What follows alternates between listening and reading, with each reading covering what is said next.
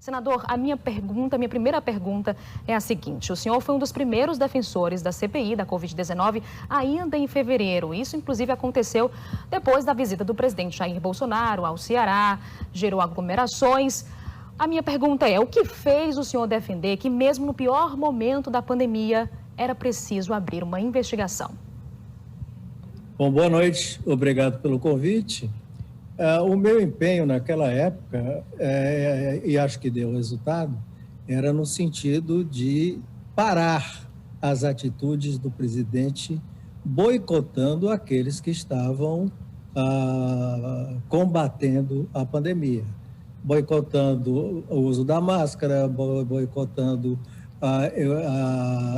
que se evitasse aglomerações, não fazendo nenhuma, diminuindo a importância das vacinas. Então, era levar responsabilidades, mas, ao mesmo tempo, que ele, diante de uma CPI, pelo menos parasse de boicotar. Senador, quem defende a inclusão de estados e municípios fala que é para evitar uma politização da CPI. Na sua avaliação, a ampliação da CPI afasta esse risco de um uso eleitoreiro das discussões? Não, o empenho da CPI é fazer uma coisa absolutamente técnica, responsável e que vise alcançar as causas fundamentais para que o Brasil chegasse ao momento que nós estamos vivendo. Hoje nós somos o país com o maior número de mortes diárias, nós somos uma ameaça ao mundo, nós, além de ser um pária mundial, somos até razão de chacota, como aconteceu no parlamento francês. E esse drama continua e continua aumentando. Então, o objetivo é esse, para que aprender, parar o que está sendo feito errado e responsabilizar as omissões e as ações que fizeram que nós chegássemos a esse ponto. E eu vou continuar nesse ponto, senador. Após vários discursos minimizando a pandemia e as medidas de contenção ao novo coronavírus, o presidente Jair Bolsonaro passou a defender a vacina. Ainda assim, é um crítico do isolamento social, é um crítico também do lockdown que aconteceu em vários estados do nosso país. O senhor acredita que a CPI é capaz de pressionar o governo federal, pressionar mudanças no governo federal sobre esses temas específicos? Claro que sim, isso já aconteceu. Só a ameaça da CPI fez com que o presidente modificasse 2 ministérios básicos que estavam atrapalhando enormemente o combate à pandemia, que era o ministro Pazuello, no Ministério da Saúde, um dos grandes responsáveis pela tragédia de Manaus, e o ministro das Relações Exteriores, que criou atritos simplesmente os 2 países mais importantes para nós na obtenção de vacinas e tecnologia nesse momento, que são a China e os Estados Unidos. Senador, eu gostaria que o senhor apontasse de forma objetiva, como o senhor está sendo aqui na entrevista, 3 prioridades de investigação nessa CPI. O que deve ser investigado como prioridade? A questão do afastamento social, e que o presidente estimulou até pouco tempo, e aqui no Ceará um exemplo, aglomerações sem máscara, a questão no atraso e até no boicote à compra de vacinas, como aconteceu com a vacina do Butantan, que nós estamos tomando aqui, que 80% das vacinas vêm de lá, e também a questão de praticamente receitar sem ser médico e contra todas as organizações mundiais medicamentos que não são comprovadamente eficazes no combate à pandemia, tendo até efeitos colaterais muito graves. Senador, serão 90 dias de investigação nessa CPI, que envolve aí a União, 26 estados e mais de 5 mil municípios.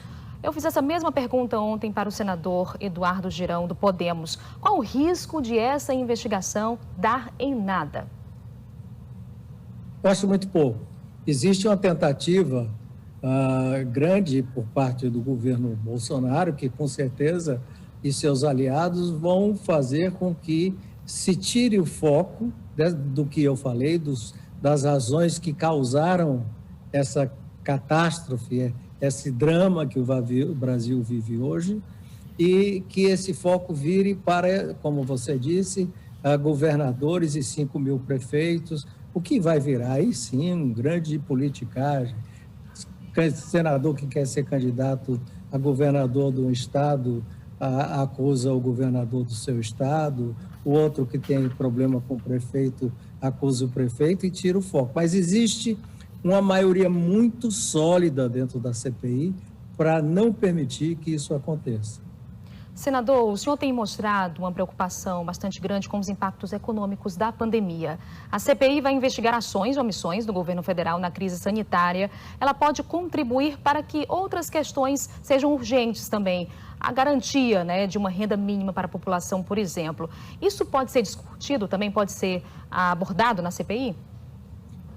Pode sim, porque o governo fez um erro na área econômica grave, que quando no início desse ano começou a se desenhar que viria uma segunda onda com uma densidade que viria, o governo não prorrogou o auxílio emergencial.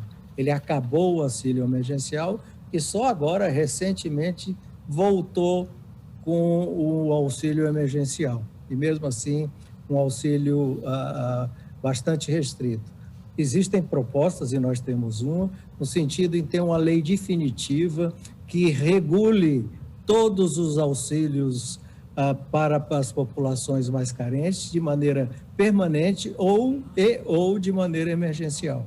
Senador, vou fazer 2 perguntas em uma. Senador, na próxima terça-feira, então, serão definidos os nomes do presidente da CPI, do vice, do relator. Quem o senhor defende que ocupe esses cargos de maior relevância na comissão? E a minha outra pergunta, que dá para a gente fazer em uma só, o senhor acha que há conflito de interesses na relatoria do senador Renan Calheiros, porque há um acordo para que seja o relator Renan Calheiros de Alagoas, ou porque ele é pai de um governador, né? E aí, para esse estado, também vão ser avaliados, vão ser investigados os repasses feitos pelo governo federal. Deixa eu falar rapidamente como é que funciona o Senado. Tudo que se vota no Senado é através de acordo.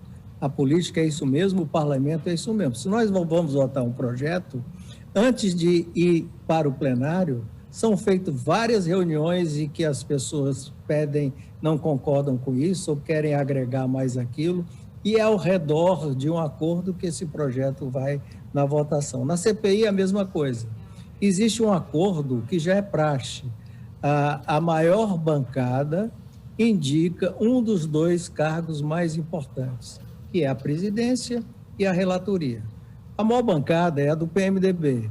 A bancada do PMDB se reuniu e indicou o senador Renan Calheiros.